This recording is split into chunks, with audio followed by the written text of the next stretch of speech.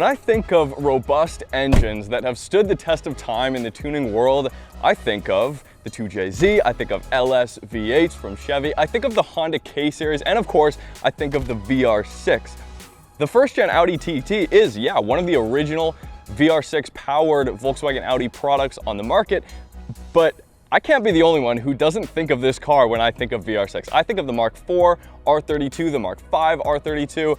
Now that I've driven an HPA Mark IV R32, I figured I'd give the first gen Audi TT a little bit of love. This one in front of me has a ton of power. It's got a great story, so let's go for a drive. The sooner I get this thing started, the sooner we have air conditioning.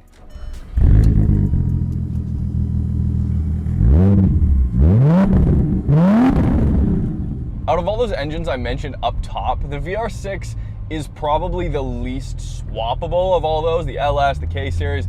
The K-Series, you know, you could put on a transmission, longitudinally mounted transmission, you could put it in different applications. Not many cars that I've seen, even highly modified VR6 swapped cars, go with a longitudinally mounted setup. So good, 24 valve, 3.2 liter VR6.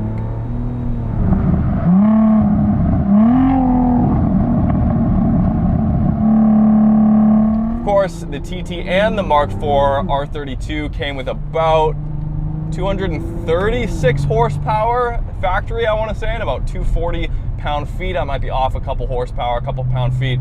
And here we have a ton more. So this is an HPA FTX 500 turbo kit on this VR6.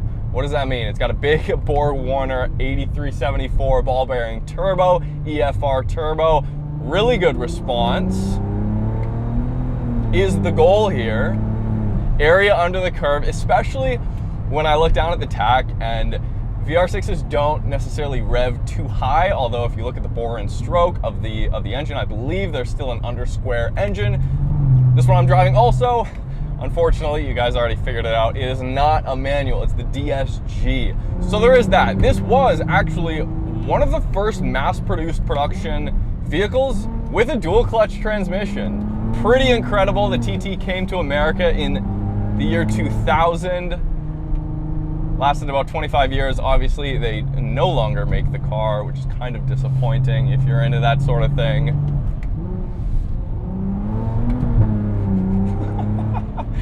Coming off the line, you give it a little bit of gas, nothing happens, and then you kind of feel the clutches engage, or you feel the clutch engage, and then it kind of lurches forward. That's a bit mean, but it's not the smoothest experience. It is absolutely showing its age here. Of course, with 512 horsepower and 483 pound-feet of torque, which is what this made on HPA's dyno, the transmission has been quote-unquote built. So it's got a hardened gear set. Steering feels very similar to the Mark IV. I would say a little bit sharper.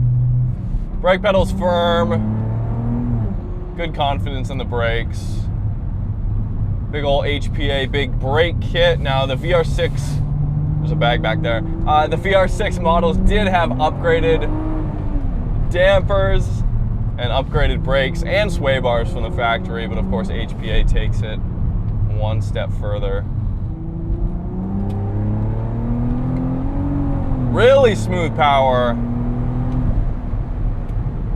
Not too loud in the cabin here. It does drone. If you're below 2,500 RPM, if you're cruising at 2,000 RPM, it's not great, I've got to be honest. It's got a full 3.5-inch exhaust. That probably doesn't help, but when you're making 500 horsepower, you need all the flow you can get. Now, this is not the first gen TT I've driven. I did drive HPA's Zilla Moto, but again, that's mid-2000s build. That thing was insane, just incredible. Original HPA bi-turbo build. This one, the car feels like it just wants to jump out of its skin. It is so ready to go, and that comes through not only in the noise when I begin to hear the turbo spool up.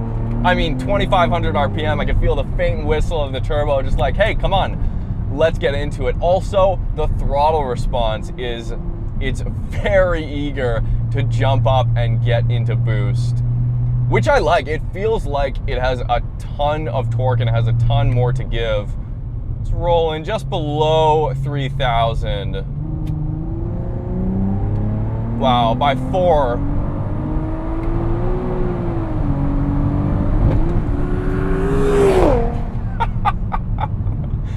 I'm just gonna leave it in auto, to be honest. The transmission seems to like it better than when I shift, and that is not surprising considering the age of this car.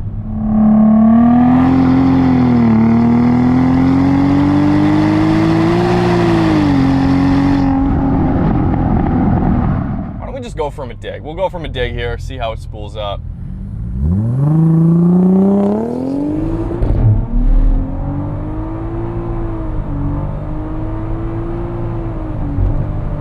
Wow, those gears are close. As soon as I got out of second gear, it was fine. The 1-2 shift was not a quick shift, but then it was really quick. And as soon as you hit redline, it just bounces right back to like 6,000 RPM and just go, go, go, like clockwork. I mean, this thing has a ton of power. It's got KWs on it all the way around. I will say, you know, the first gen TT is an interesting car. They've come around design-wise to me. I used to hate these cars when I was a kid. I just didn't understand how people viewed them as kind of like a revolution in design when they first came out. I never got that. As time has gone on though, and I look at this one more and more today, the more I think I actually kind of like the way this car looks, and I never thought I would say that. But it's true, especially in red with the BBS LMs. Great look here. The KWs soaking up a ton of bumps. The car feels planted not only because of the KWs, but also because it weighs a lot.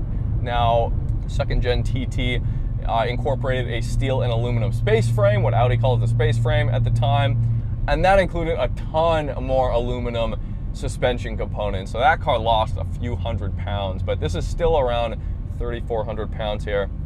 You can get a Mark 1 TT for very cheap. Now, will it necessarily be a VR6 Quattro? Probably not. This is a very polarizing car. I still can't help but think anytime I look at this car, is it going forwards or is it going backwards? I can't tell what's the front, what's the back. But yes, the TT at the time was hugely influential on Audi's brand image, I guess you could say, here in North America. They had already established themselves as a luxury European brand, and the TT kind of threw them, you know, they took a chance on the TT and it kind of threw them into the mainstream a little bit with the sports car enthusiasts. This was going up against the MR2, the Z4, the MX-5, and some other smaller cars. These were offered with both the 1.8 turbo engine and the VR6. The VR6 Quattro was never sold in North America with a manual transmission. Some of the early cars didn't have wings. This is where it changes a little bit from the Mark IV R32, which this is based on that same platform. This has a shorter wheelbase, about 3.5 inches shorter wheelbase. And on top of that, not only is it smaller, it's a bit of a smaller car, it also uses a little bit more aluminum construction. Both heavy cars. This 3.2 with the Quattro, it's still an iron block, of course, so it is not a light car. And one of the details that does stand out, one of the first things I noticed, was when I popped the hood, it is aluminum. So they're trying to offset the VR6, the iron block VR6, and the Quattro all-wheel drive system as much as humanly possible. Point is, there are a ton of options in the first gen TT lineup. So if you wanted like a track toy, maybe the 1.8 front wheel drive might be better for you, strip it out. You could actually have a somewhat lightweight car. As opposed to the Zillamoto car I mentioned that had a bunch of old school kind of tech on it, HPA of course has since developed their liquid cooled intake manifold and air to water intercooler, just increasing throttle response as much as humanly possible.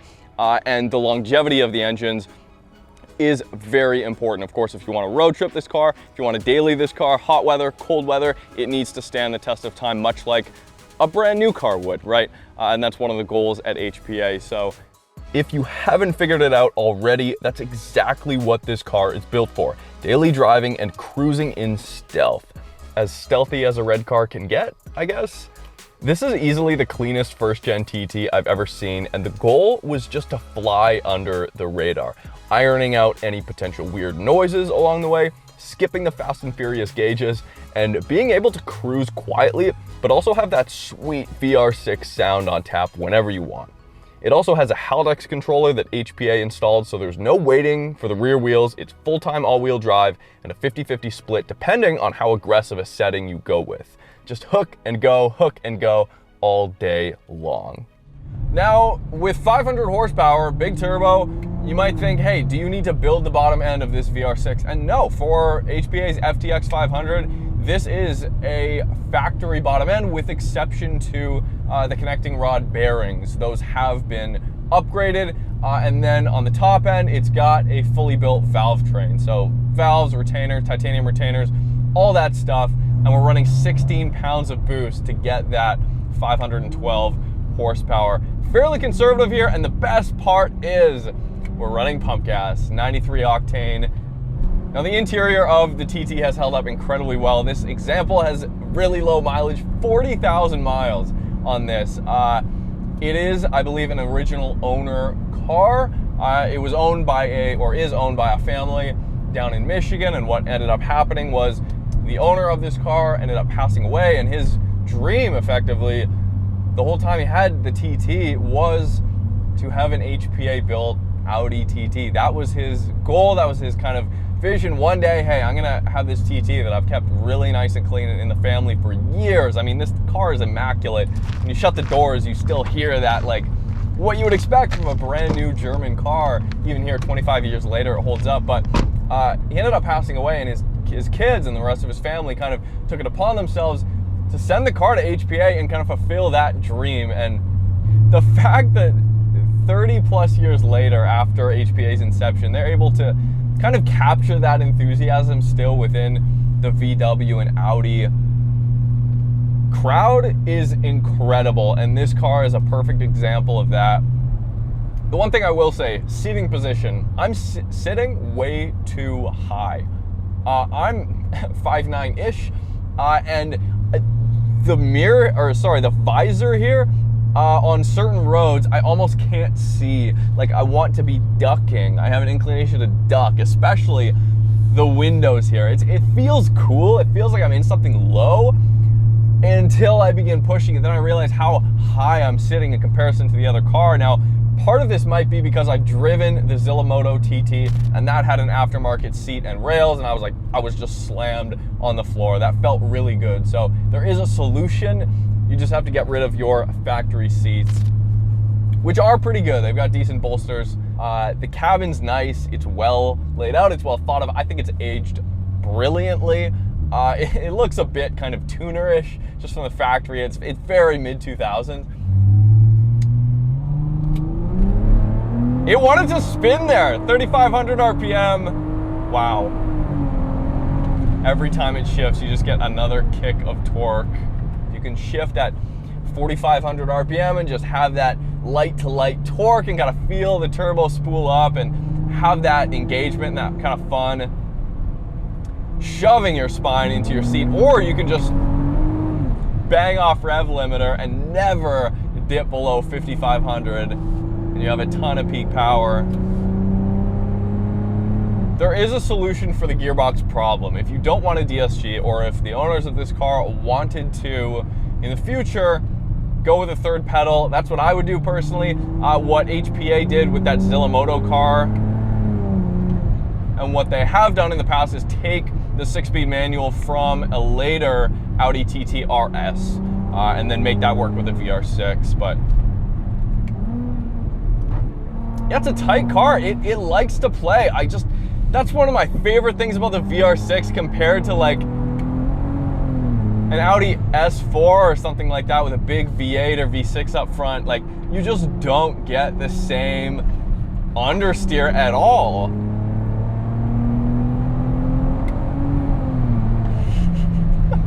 Ridiculous speeds. I mean, this will easily get you into trouble. Yeah, if you get the timing of the turbo spool kind of a bit off and you're not really paying attention, then yeah, you'll feel it push a little bit, but that's just because you're like getting smacked with torque in the middle of a corner. Just hold on. Hold on and you should be okay. Thank you guys so much for watching. Thank you, Marcel, Johnny, Afshin, and Zhao for hooking me up with the car for a couple hours. So much fun. This is about to be driven off to Michigan from here in Vancouver. So a long drive ahead. I have no doubt it's gonna make it. It's been running smooth all day. It's really hot out today too. So if you haven't, subscribe already and we'll be back very soon.